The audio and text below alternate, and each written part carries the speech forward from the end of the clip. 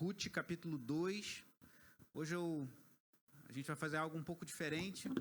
Eu pedi a 3 irmãos que façam essa leitura inicial, porque essa leitura inicial de Ruth, leremos do versículo 17 até o versículo 6 do capítulo 3.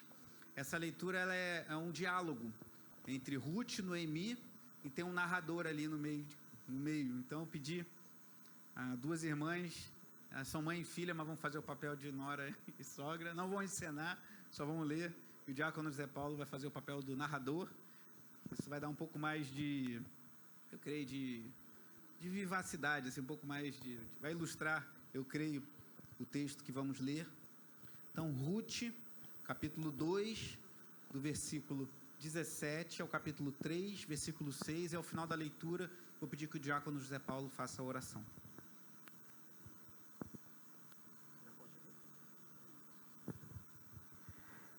E assim Ruth colheu na lavoura até o entardecer. Depois debulhou o que tinha juntado, quase uma arroba de cevada.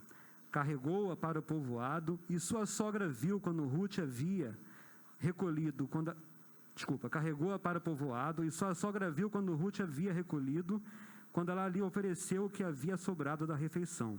A sogra lhe perguntou: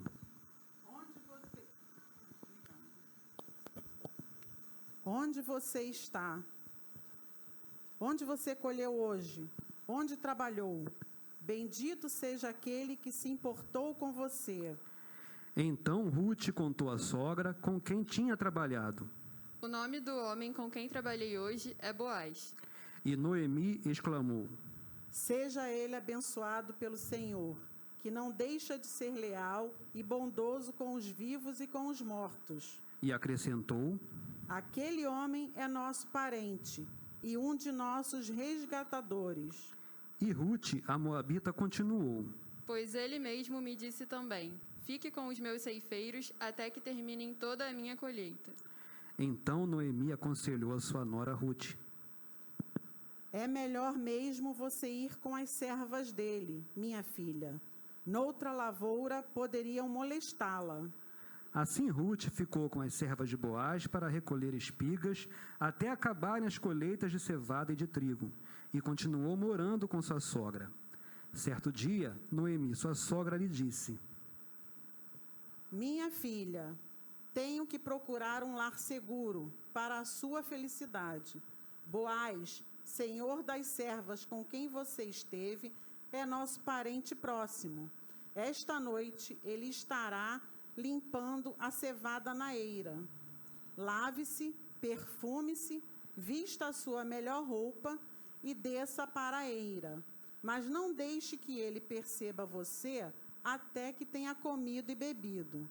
Quando ele for dormir, note bem o lugar em que ele se deitar.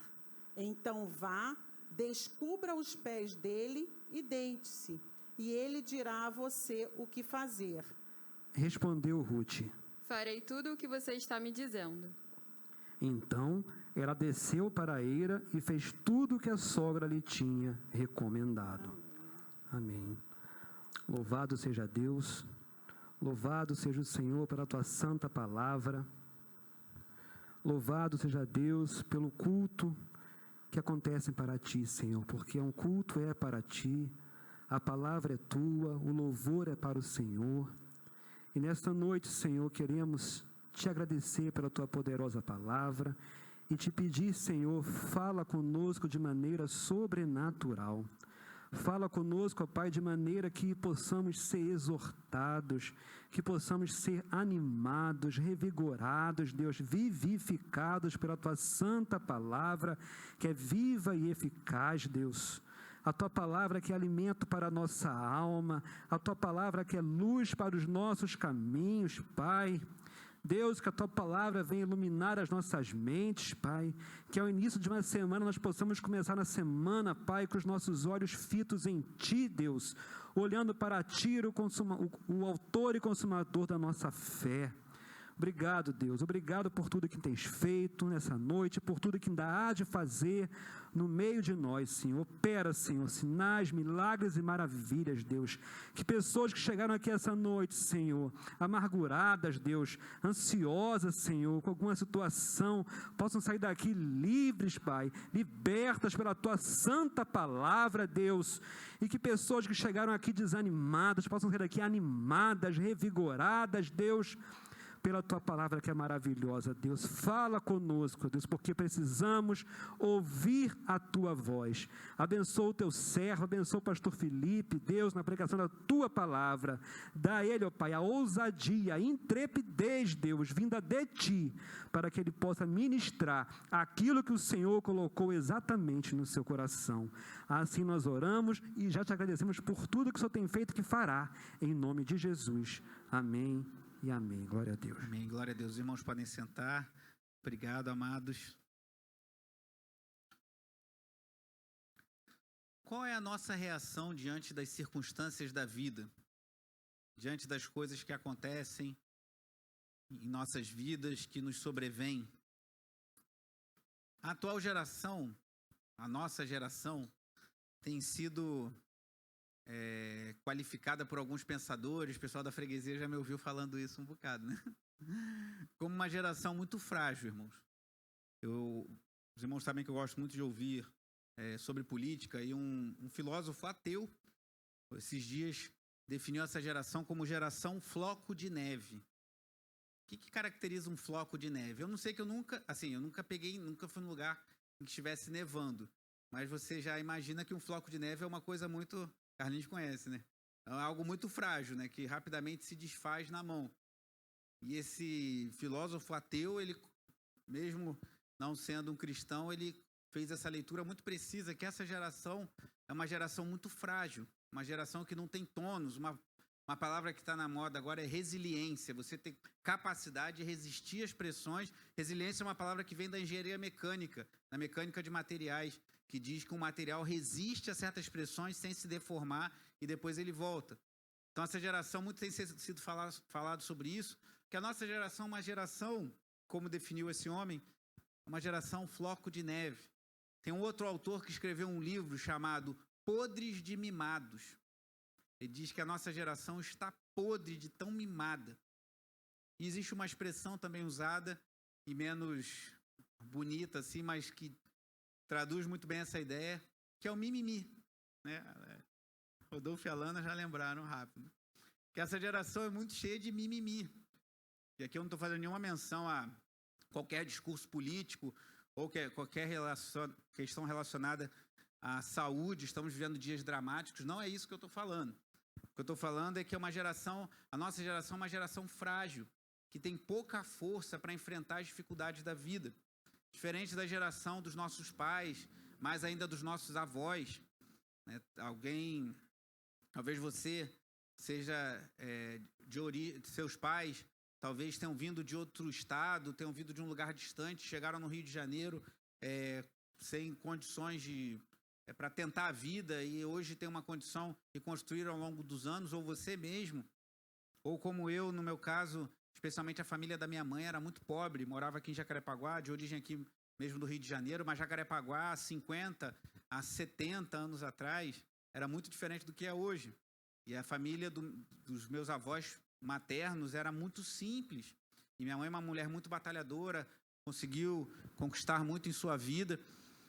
Mas a nossa geração é uma geração muito frágil. Eu tenho uma teoria, mas aí, como é teoria, você acredite se quiser, a Bíblia não fala isso, mas que eu creio que isso tem muita influência também do marketing, porque o marketing fica o tempo todo te falando que você merece isso, você merece ter aquele carro que você sabe que não tem dinheiro para pagar, você merece fazer aquela viagem que você sabe que você nunca vai fazer, você merece ter aquela roupa que você sabe que se você comprar, você vai ter dinheiro para comprar roupa, mas não vai ter dinheiro para comer. Então, o marketing fica o tempo todo querendo te convencer de que você merece coisas que, na verdade, ele não está preocupado contigo em nada, ele só quer que você gaste o seu dinheiro mantendo os seus negócios. É igual aquele gerente de banco que te liga tão gentil, tão carinhoso. Eu lembro que eu tinha conta num banco e quando eu saí da empresa na qual eu trabalhava, porque para eu continuar eu teria que ir para São Paulo, eu não queria deixar de estar no Rio de Janeiro com a minha família, e eu tinha uma conta já há algum tempo naquele banco, e eles não me cobravam taxa, não me cobravam nada. Quando eu saí da empresa, me deram 3 meses ainda sem taxa. Passados 3 meses, eu fui lá conversar e me cobraram uma taxa bem alta. E quando eu falei que não queria continuar, porque eu não tinha condições de pagar aquela taxa, eu estava desempregado, recebendo seguro-desemprego, a menina nem deu oi, assim, né? Ela imprimiu na hora a rescisão do contrato com o banco, me deu para assinar, só assinar aqui, eu assinei, não deu nem tchau. Então, na hora que eu tinha algum dinheiro, que eu trabalhava numa grande empresa e tinha um salário mais generoso, eles eram muito amáveis comigo e me faziam me sentir uma pessoa muito importante se eu não tivesse os olhos muito bem abertos. Mas, na hora que eu já não tinha dinheiro para colocar no banco deles, eles nem me deram tchau. Então, essa mentalidade, e muitos, infelizmente, têm caído na ilusão de acreditar nisso, tem feito a gente pensar que a gente merece muita coisa e gera em muitos uma outra palavrinha que tem sido muito falada, que é o tal do vitimismo. Então, como você não tem tudo aquilo que a mídia fala que você merece, você se sente vítima, você se sente uma pessoa desfavorecida porque você não tem um carro do ano, porque você não tem uma casa na praia, porque você não pode viajar para os lugares que você quer. Mas por que eu estou falando isso? Porque eu creio que Noemi, Ruth e Boaz, os personagens que estão... Quando eu digo personagens, não são fictícios, são reais, pessoas de carne e osso que existiram, inclusive Boaz e Ruth, a gente vai ver mais à frente, que são antecessores de Davi e depois de nosso Senhor e Salvador Jesus Cristo, são pessoas reais. Como eles reagiram? Será que eles reagiram como a nossa geração reage? Cheio de vitimismo, eu não mereço isso, mas eu não devia estar sofrendo essas coisas, mas eu não devia se entregar a uma amargura, a dor, ou eles reagiram de outra maneira?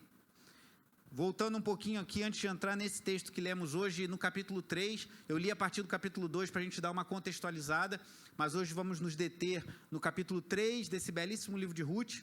Mas antes de iniciarmos, eu quero dar uma breve recapitulada, lembrando o que falei nas mensagens anteriores. Ruth, capítulo 1, nos mostra a triste história de Elimeleque, cujo nome significa Deus é o meu rei, mas que no momento que apertou, que a fome se abateu sobre Belém, a casa do pão, Belém vem de Betlehem, celeiro, ou então casa do pão, casa do mantimento, Elimeleque pegou sua esposa Noemi e seus 2 filhos e partiu para Moabe. Alguns comentaristas entendem que ele pecou nisso, outros entendem que ele tentou salvar a sua família da fome. Eu particularmente entendo que ele errou, porque naquela época estar em Israel tinha um significado para o povo da aliança. Ele abriu mão de estar na terra prometida, dada por Deus aos israelitas, e foi buscar refúgio em Moabe. Chegando em Moabe, depois de algum tempo, Elimeleque morreu. Depois de 10 anos, morreram seus 2 filhos já casados com 2 mulheres moabitas. E aí o capítulo 1 ainda nos revela que Noemi ouviu dizer que Deus havia visitado Belém, Judá, Israel com provisão, e ela decide voltar, e as suas noras voltam com ela até certo ponto que ela fala: voltem lá, busquem um marido, busquem refúgio em Moabe. E Orfa, uma de suas noras, volta, mas Ruth decide ficar com ela. E há aquele texto marcante lá de Ruth, capítulo 1, em que ela fala: o teu Deus é o meu Deus, o teu povo será o meu povo. E ali mostrando que Ruth fez uma aliança com o Deus de Israel. E essa aliança que Ruth fez com Noemi, sua sogra, mas sobretudo com Deus de Israel, fez toda a diferença em sua caminhada. E Ruth volta, e Noemi chega em Judá, sem nada nas mãos, chega lá: foi, filha, tá tudo bem, não gostou da história? E Noemi chega sem marido, sem os 2 filhos, possivelmente sem posse, já devia ter perdido tudo, e com uma moabita tiracolo. E o capítulo 2 nos mostra que Noemi era uma mulher que no capítulo 1 ela se entregou à amargura, pediu que mudasse o seu nome de Noemi, que significa agradável ou amável, para Mara, que significa amarga. Mas no capítulo 2 vemos que Ruth era uma mulher de fibra, uma mulher trabalhadora. Ela se lança a trabalhar na colheita. A gente viu que era ali no tempo da cevada, e Deus providenciou que ela chegasse justamente na lavoura de Boaz, que era parente de Elimeleque, seu sogro falecido. E ali começa uma história. Boaz sabe quem é ela, encontra, começa a favorecer que ela tenha uma colheita mais favorável.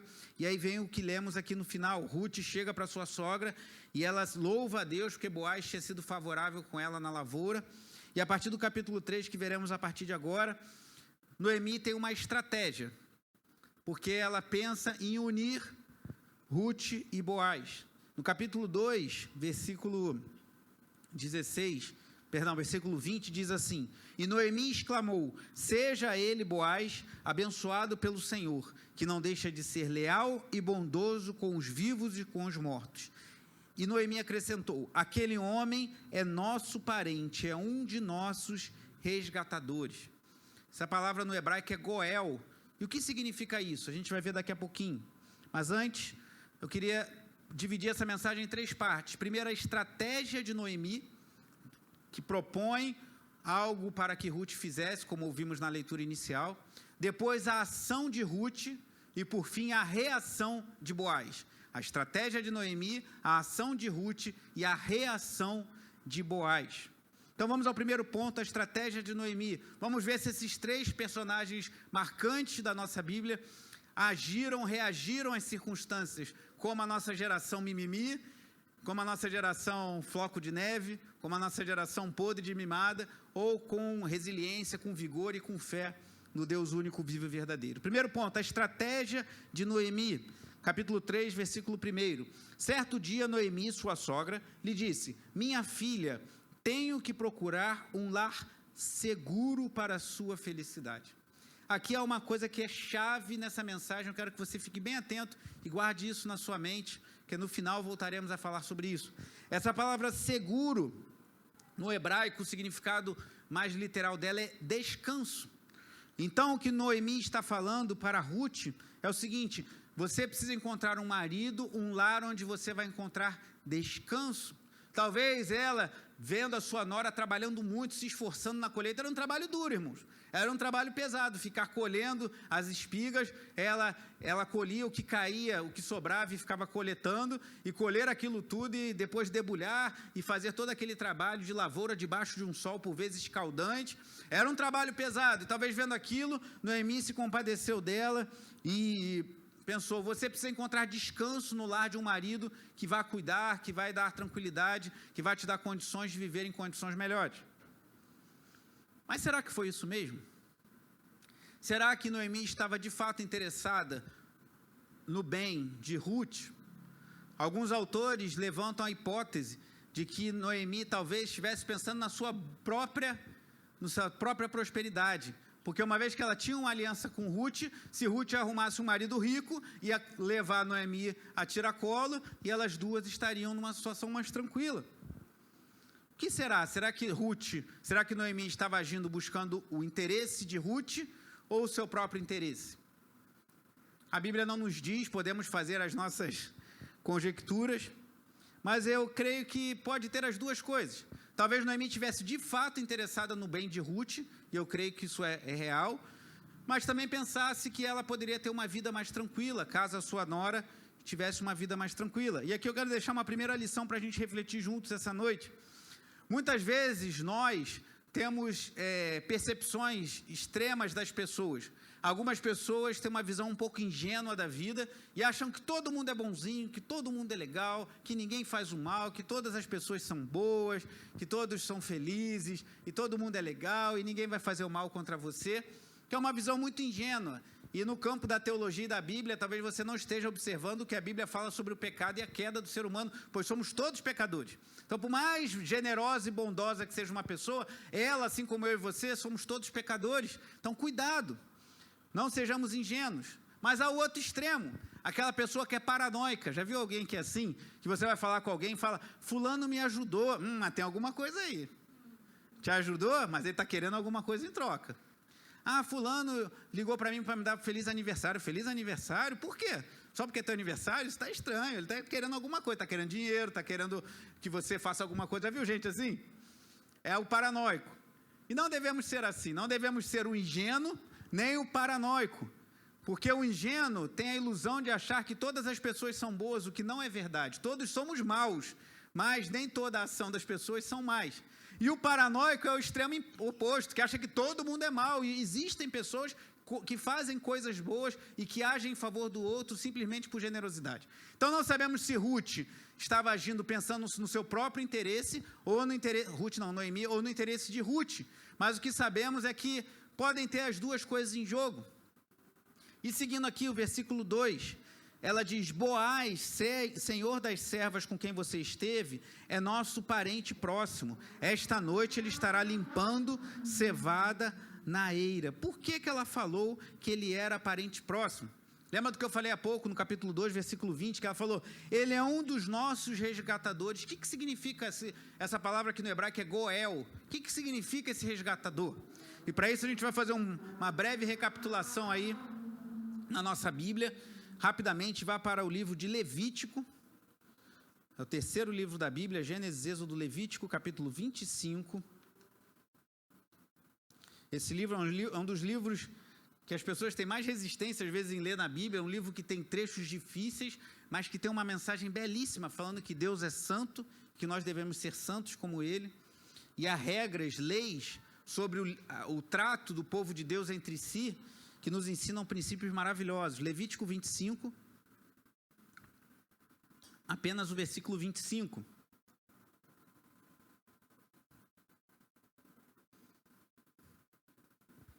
Esse texto de Levítico 25 é muito bonito, eu sugiro que você leia depois. Mas o versículo 25 diz assim: se alguém do seu povo empobrecer e vender parte da sua propriedade, seu parente mais próximo virá e resgatará aquilo que o seu compatriota vendeu. Isso é o quê? Para que não houvesse miseráveis na comunidade do povo de Israel. Então, alguém vendeu alguma coisa, se deu mal no negócio, aí um parente podia vir e resgatar aquele terreno para que aquele parente que fez besteira, que errou, não ficasse desfavorecido, sem recursos. E se você ler Levítico 25, a base disso tudo é Deus falando: a terra, na verdade, é minha. Eu concedo a vocês para usarem e eu estabeleço as regras que devem ser feitas na terra que é minha, porque eu que trouxe vocês para essa terra. Mas o que eu quero chamar a nossa atenção é que havia na lei de Israel essa figura do resgatador, alguém que poderia favorecer alguém da sua família que estivesse numa situação difícil. Próximo livro, livro de Números, agora no capítulo 27, poucos versículos. Números 27.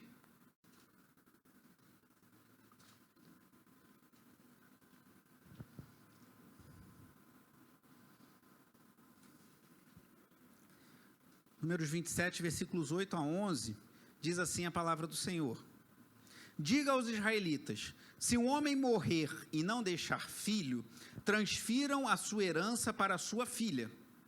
Se ele não tiver filha, deem a sua herança aos irmãos dele.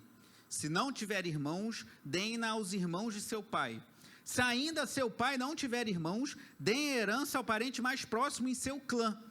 Essa será uma exigência legal para os israelitas, como o Senhor ordenou a Moisés. Então aqui o contexto é outro, né? De alguém que perdeu algo, que vendeu num mau negócio, mas alguém que morreu e deixou uma herança, mas não tinha herdeiros naturais, não tinha filhos, não tinha filhas. E aí a palavra de Deus vai orientando, então vai buscando, passa para o pai, para o irmão do pai, se não tiver, busca o parente mais próximo. E preste atenção que isso é importante para a gente entender o que vai acontecer lá em Ruth. E agora a última leitura, antes de voltarmos a Ruth, Deuteronômio capítulo 25, próximo livro aí na sua Bíblia.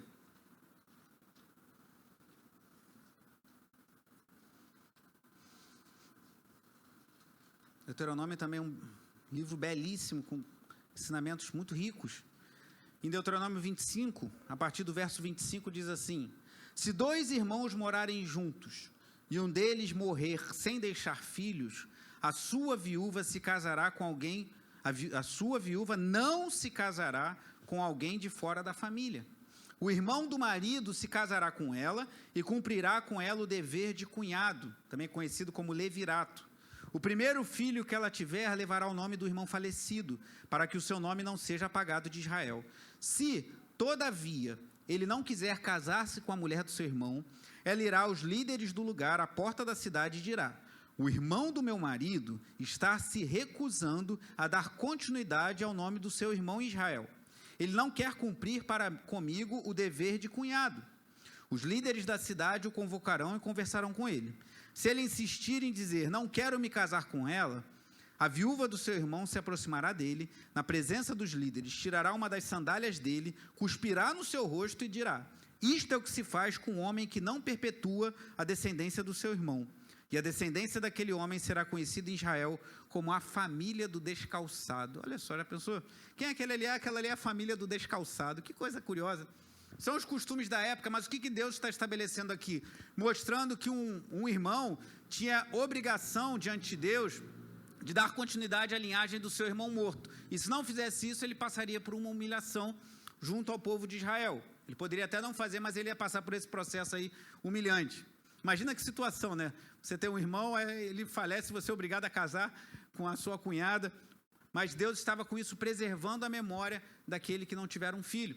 Mas por que eu fiz essas 3 leituras? Para a gente entender que no contexto do antigo Israel, havia essa ideia do resgatador, alguém que da sua família, você passando por uma necessidade, aquela pessoa podia entrar para te favorecer. E Boaz, como disse Noemi, ele era parente de Elimeleque, ele era da família, então ele tinha condições de resgatá-las naquela situação, e por isso que ela faz esse estratagema, essa estratégia para que ele e Ruth se encontrassem. Volte lá para Ruth, passar desse breve contexto histórico aqui do Antigo Testamento. Ruth, capítulo 3, ainda dentro desse tema, a estratégia de Noemi.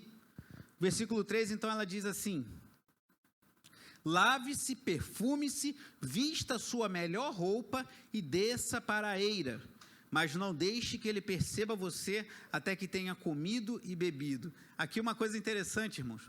Ruth talvez ainda usasse roupas de luto, mas aqui Noemi fala para ela: tire as suas roupas de luto, se ela ainda usava, coloque a sua melhor roupa, que não deveria ser nenhuma roupa assim de uma marca muito conhecida, nenhuma roupa muito cara, que elas deviam estar numa situação de pobreza, mas falou: dentro do que você tem aí, bote a sua melhor roupa, se vista, se perfume e desça lá para a eira.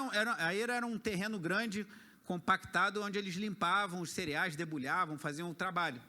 E aqui eu aprendo algo, irmãos, porque tem irmãos na igreja e também irmãs que quando estão querendo buscar alguém para casar, são muito espirituais. Isso é bom. Eu quero buscar, a jovem pensa, quero buscar um homem de Deus, como uma vez ouvi falar, isso muito correto, alguém que ame mais a Jesus do que a mim.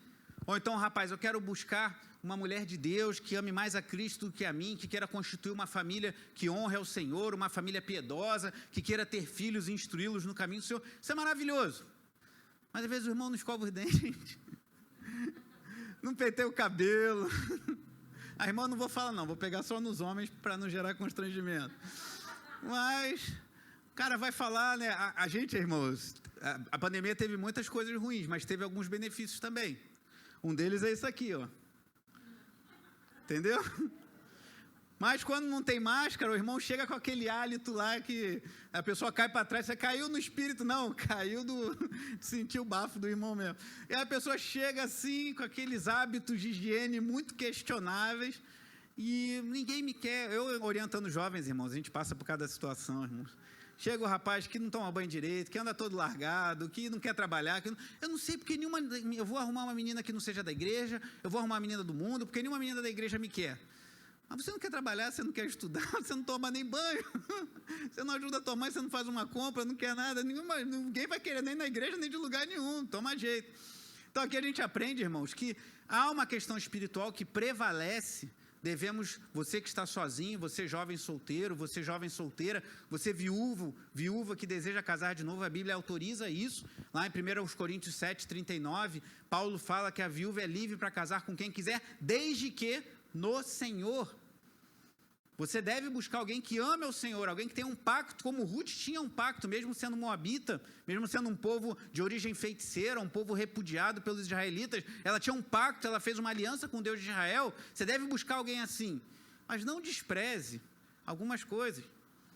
E a gente vai voltar a falar com casais mais à frente, né? Estamos planejando esse retorno. Você também, marido, às vezes fala: minha esposa não me dá atenção, minha esposa não quer saber de mim, mas chegando em casa, toma um bom banho, faça uma boa higiene, escove bem seus dentes, use um enxaguatório bucal, se for o caso. Irmã, você que está cozinhando e cortando aquela cebola roxa para fazer uma salada deliciosa, louvado seja Deus, isso é muito bom. Faça mesmo uma salada bem gostosa, mas depois lave bem as suas mãos, Que você pode chegar perto do seu marido, eu quero abraçá-lo, quero beijá-lo, e aquele cheiro de cebola quase fazendo uma redoma ao seu redor. Então, há aspectos aqui que a Bíblia não condena de um certo cuidado, de cuidado de higiene, e entre o homem e mulher, especialmente, não é um encontro de casais aqui, mas nós devemos observar isso também, irmãos. Devemos ter cuidado com a nossa aparência, não sermos vaidosos, mas temos cuidado. Então, sabendo disso, Noemi fala, Ruth, bote a sua melhor roupa, perfume, se prepare, porque você vai ter um encontro especial essa noite. Oh, glória! Eu lembro do primeiro encontro, quando eu e Tati fomos sair para oficialmente, né, a gente já estava se olhando, já fazendo algum contato. Eu lembro, os jovens hoje têm o WhatsApp, né? Não é tudo muito rápido, mas na época não tinha. Eu chegava no trabalho, abria o e-mail assim para ver se ela tinha mandado um e-mail, aquela coisa assim, aquele negócio de ligar do orelhão, né, irmão? Que coisa, umas coisas mudam. Hoje em dia você tem um WhatsApp, já fala ali rapidinho. O problema é só cuidado, que a menina que você está interessado, ou o rapaz, ele pode tirar print da conversa e passar para os amigos dele ou para os amigos dela. Cuidado com isso. Mas a gente cria aquela expectativa. Então hoje você vai ter um encontro especial, se prepare para isso. Mas seguindo aqui no versículo 4, ela fala algo curioso. Quando ele for dormir, note bem o lugar em que ele se deitar. Ele ia se deitar lá onde estava todos aqueles montes de cereais. Então vá, descubra os pés dele e deite-se. Ele lhe dirá o que fazer. Olha que coisa curiosa, né? Ruth, como moabita, depois vai, versículo 5, ela diz, farei tudo o que está me dizendo. Ruth concordou, talvez ela tenha estrada, esses israelitas são estranhos. Eu vou chegar lá, o cara vai estar dormindo, eu vou descobrir o pé dele. Que coisa estranha. Alguns dizem que esse ato significava um sinal de que você estava se dispondo para o casamento. Outros entendem uma coisa mais simples com a qual eu concordo. Que você está dormindo, quem é casado aqui sabe muito bem o que é isso. Você está dormindo feliz e contente, e o seu cônjuge vai e rola para o lado e leva o cobertor. Né? Isso acontece só na minha casa, não, né? Acontece com vocês. E você acorda com frio de rachar e olha para o lado, tá lá o seu cônjuge enrolado num negócio e você morrendo de frio. Alguns falam que o descobrir o pé era só isso, porque Boaz ia chegar uma hora com o seu pé descoberto, que ia dar aquele frizinho no pé que dá um nervoso, nesse logo botar a meia, e isso ia despertá-lo, e ele ia saber que Ruth estava ali. E Ruth concordou.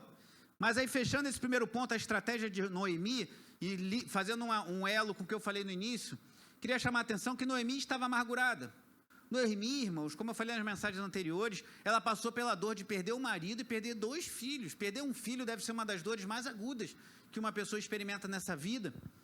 E ela estava muito amargurada, voltou talvez envergonhada para a sua terra, como diz a gíria, sem eira nem beira, sem ter onde cair morto, como dizem alguns, com dificuldade, mas voltou, estava muito amargurada. Mas ao saber que Ruth encontrou um parente resgatador, Boaz, e esteve justamente na lavoura, parece que isso acendeu uma sementinha, uma pequena luz de esperança no coração de Noemi.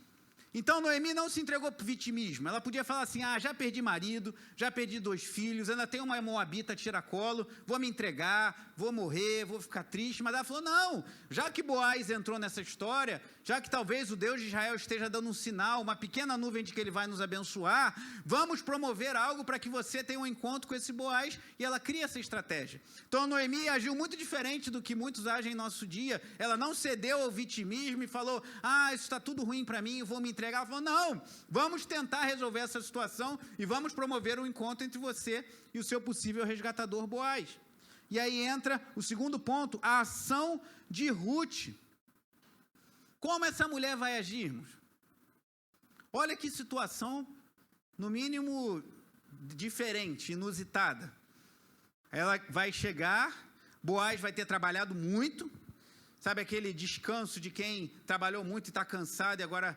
Sabe quando você trabalha, tem um dia proveitoso de trabalho, produtivo, e você deita na cama, está muito cansado, mas você está feliz? Hoje eu produzi, eu fiz coisas.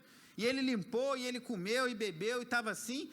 E ela vai lá e se deita aos pés dele. O que Ruth vai fazer? E como você talvez lembre das mensagens anteriores, a origem do povo moabita, do povo de Ruth, foi parecida com uma história dessa. Se você quiser, depois você pode conferir lá em Gênesis capítulo 19, a filha mais velha de Ló, quando eles saíram de Sodoma e Gomorra, quando eles saíram de Sodoma e foi destruída pelo fogo, e a mulher de Ló olhou para trás e virou uma estátua de sal, Ló ficou sozinho com as suas 2 filhas. E a filha mais velha se deitou com seu pai, o embriagou e se deitou com ele, porque ela falou, a gente precisa ter um descendente, só tem ele de homem aqui, e convenceu a filha mais nova a fazer o mesmo. E dessa filha mais velha de Ló, num incesto, numa relação incestuosa com seu pai, nasceu o pai dos moabitas. Então olha agora, Ruth está lá diante de um homem, sozinho, talvez um pouco alto, já tendo bebido um pouquinho. E ela, será que vai agir como a sua mãe lá atrás, a mãe dos moabitas, a filha de Ló? Vamos ver aqui no versículo 6. Então ela desceu para a eira, que era esse lugar amplo, grande, onde eles limpavam, era tipo um celeiro, e fez tudo o que sua sogra lhe tinha recomendado. Quando Boaz terminou de comer e beber, ficou alegre, deve ter ficado feliz por causa do trabalho e um pouquinho por causa do vinho também, e foi deitar-se perto do monte de grãos. Ruth aproximou-se sem ser notada, descobriu os pés dele e deitou-se. No meio da noite, o homem acordou de repente, talvez por causa do frio. Ele se virou e assustou-se ao ver uma mulher deitada a seus pés. Quem é você? Perguntou ele. Olhe para mim, por favor. Imagina isso. Você trabalhou a noite inteira, você deita sozinho lá, cansado, já comeu, bebeu, está tranquilão, deitado. Aí, de repente, você acorda meio assustado, achando que é o frio. Você olha, tem uma mulher deitada aos seus pés. Ele tomou um susto. O que está acontecendo aqui? Ele perguntou, quem é você? O que Ruth vai responder? Talvez Ruth, moabita, um povo imoral, um povo entregue à imoralidade sexual, talvez ela pudesse pensar, eu estou aqui disponível para termos uma noite, né, de aventuras, não vou falar muitas em detalhes, porque temos crianças no recinto, para você se divertir, ficar bem alegre e talvez tentar convencê-lo por meio de uma aventura sexual. Talvez ela tenha pensado poderia pensar como a sua mãe lá, a mãe dos moabitas, que se relacionou com seu pai para gerar um descendente. Talvez a própria Noemi tenha pensado, Boaz não vai resistir, quando ele vê Ruth lá, vai ter relações com ela, e depois de ter relações com ela, ele vai falar, agora que eu me relacionei com essa mulher, eu preciso casar com ela. Mas qual foi a reação de Ruth? Olha o que diz o versículo 9 ainda. Sou sua serva Ruth, disse ela, estenda a sua capa sobre sua serva, pois o Senhor é resgatador. Pode parecer uma resposta simples, mas há muito em jogo aqui, irmãos. Ruth não agiu como uma moabita, ela não tentou seduzir Boaz, mas ela deixou claro os propósitos dela estarem ali. Talvez você pense, mas uma mulher foi se oferecer em casamento? É uma situação muito particular aqui. Ela não era daquele povo, sua sogra não tinha mais o seu marido nem os seus filhos, não havia homem nenhum na jogada para que pudesse fazer esse papel. Então Ruth se expôs a uma situação, não quero dizer com isso que as meninas devem pedir rapazes em casamento, isso é algo que os rapazes devem fazer, embora os rapazes hoje em dia, via de regra, estejam muito devagar. Então vamos começar a orar e ter mais atitude para trabalhar, até mesmo para namorar uma menina de Deus, que às vezes essa menina abençoada do lado do rapaz, ele está assim, ninguém me quer, e ele não abre os olhos. Mas Ruth tomou essa atitude, só que quando chegou lá, ela botou as cartas na mesa. Porque imagina o que passou na cabeça daquele homem naqueles segundos. Vê uma mulher deitada, perfumada, bonita, disponível, que ele sabe que é viúva, não tem homem, não tem ninguém na parada ali. Talvez ele tenha pensado, depois de ter trabalhado esse dia inteiro. Mas ela já botou as cartas na mesa. Falou, estenda a sua capa, significa case-se comigo, pois o Senhor é resgatador. Ela botou claro o propósito dela, que ela não queria uma aventura, não queria uma noite de lazer, ela queria um compromisso de casamento. E eu creio que isso já é reflexo do que vimos anteriormente, que eu citei, mas eu vou ler agora, no capítulo 1, versículo 16, esse texto tão marcante, a fala de Ruth, 1,16, Ruth, porém, respondeu, não insistas comigo que te deixe e que não mais te acompanhe, onde fores irei, onde ficares, ficarei. O teu povo será o meu povo e o teu Deus será o meu Deus. Ruth fez uma aliança com o único Deus vivo e verdadeiro. E isso passou a nortear suas atitudes. E a Bíblia nos mostra que o sexo ele é abençoado por Deus dentro do contexto do casamento. Isso traz restrições para os casados e para os não casados. Porque quem não é casado não deve ter vida sexual porque está infringindo, caindo em fornicação. E quem é casado não deve ter vida sexual com outro que não seu cônjuge, pois estaria caindo em adultério. Então, ela deve ter aprendido isso. Ela falou, olha, eu não quero agir como os moabitas, mas eu fui alcançado, eu tenho uma aliança com Deus, eu quero agir como o povo de Israel, então eu quero casar contigo, eu não estou aqui para brincadeira. E aqui a gente vê que ela, de certa forma, ela desobedeceu a Noemi. Que Noemi falou o quê? Faz isso e espera para ver o que ele vai te mandar fazer. Mas ela obedeceu Noemi até o ponto em que talvez ela tenha entendido que se ela ali não falasse nada, ela talvez desobedecesse a Deus. Então é melhor a gente desobedecer alguém se isso que a pessoa mandou nos fazer nos fizer desobedecer a Deus. Como os apóstolos, quando estavam sendo açoitados lá por causa do evangelho e falam para os líderes judeus, melhor é obedecer a Deus do que aos homens. Então, Ruth naquele momento não fez tudo que Noemi mandou. Ela deixou as cartas na mesa, ela falou, estou aqui com intenção de casar contigo, me resgate, jogue sua capa sobre mim, não estou aqui para uma aventura. E assim que uma mulher de Deus e também um homem de Deus devem agir. E mais uma vez, irmãos, Ruth não cedeu ao vitimismo.